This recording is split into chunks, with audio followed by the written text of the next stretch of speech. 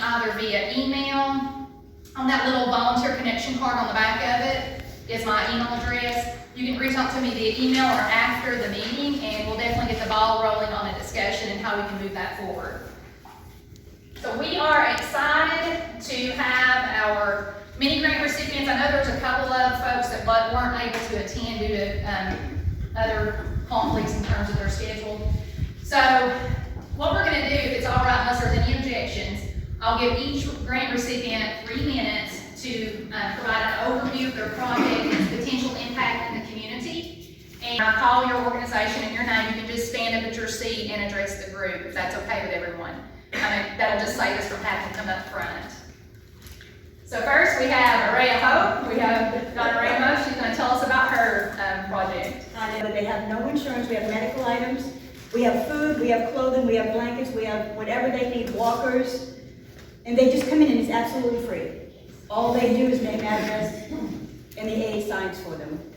So it's an absolute free project. And the mini grant was for the dry goods for our pantry. We don't have enough food. Or whatever. Our grant is going for a project similar to what you're doing at Hancock. We are doing a Homesteaders for Seniors. Families have clean and sanitary water.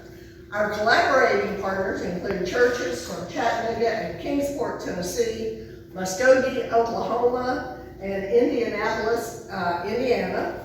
We appreciate the volunteers who come to work, bring monies for utilities at Jubilee at Flat Gap, but also for materials and gas for our trucks.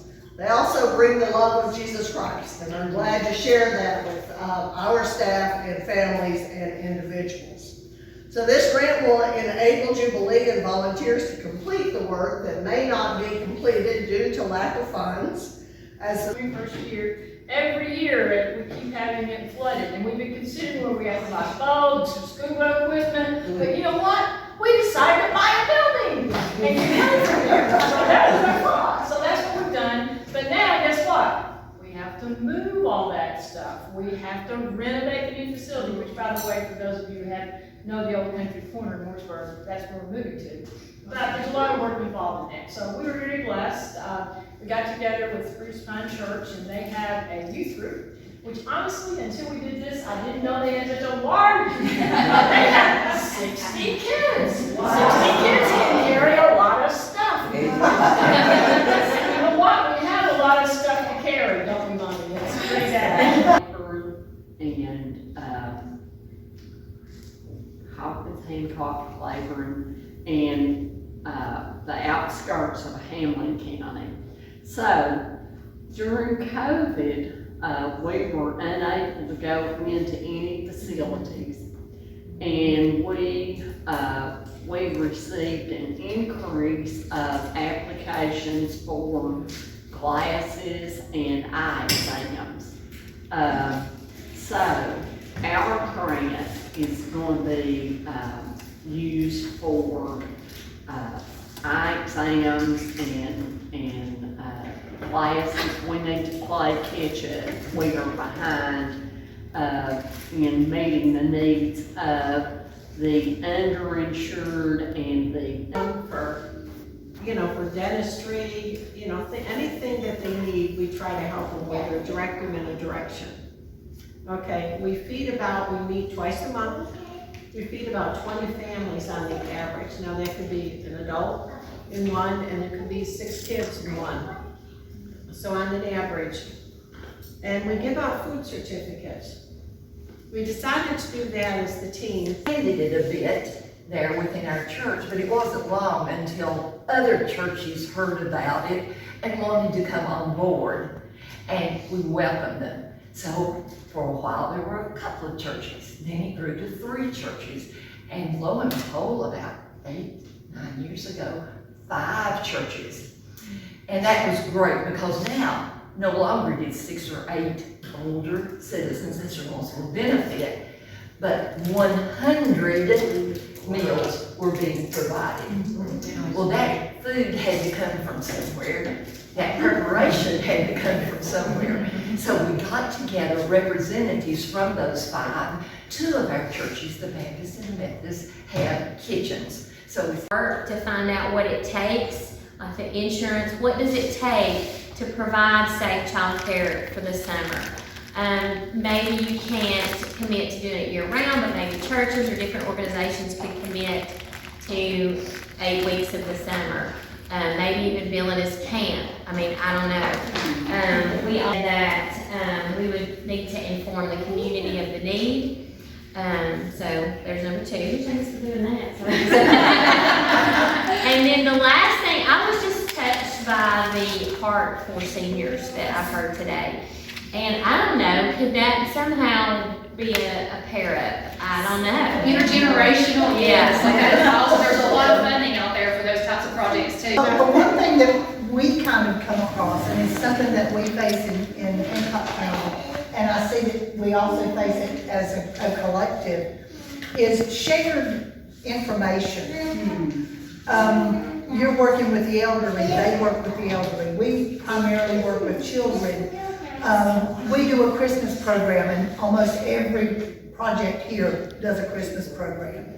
But what I'm saying is that we need to come up with an idea, a way that if you need, It's the organization that we're not aware of. So the better aware we are, the more we can serve our community. So that's what I'll say. I apologize. Now on to the last group. We talked about the credit unions, the banks, get them involved.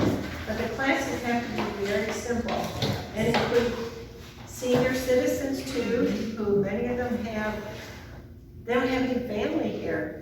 And they, most of them have checkbooks. They don't use the debit card. yeah. And make it, like a 5-ingredient recipe or something like that. Like once every other month, and pick up a food box from Shepherd's Corner or Jubilee. And we take that to. What can you do with all these excess bananas? Where, believe it or not, there's hundreds of thousands of things you can do with bananas.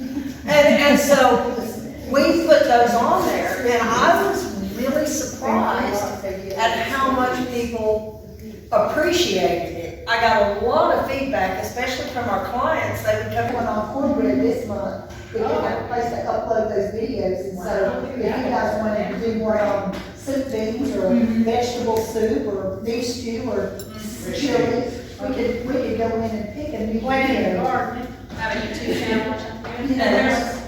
What were you gonna say? There's Well, groups all over. Oh, I'm sorry. Oh, that's okay. The Ag Extension Office does offer, it's called consumer studying as far as the videos, maybe more effective for, the generation we're trying to reach. Yeah. But they also did have a nutrition class that instead of the food boxes, which is a great idea, it was geared for people who got SNAP. And so I have done that through the pregnancy center too, but the food box is a great idea, even though if it was on the Shepherd Center website, well, here's your box, here's what you can do with it. Yeah. The video is a great idea. Well, and the one thing that I've always got, food stamps on, SNAP benefits only go so far.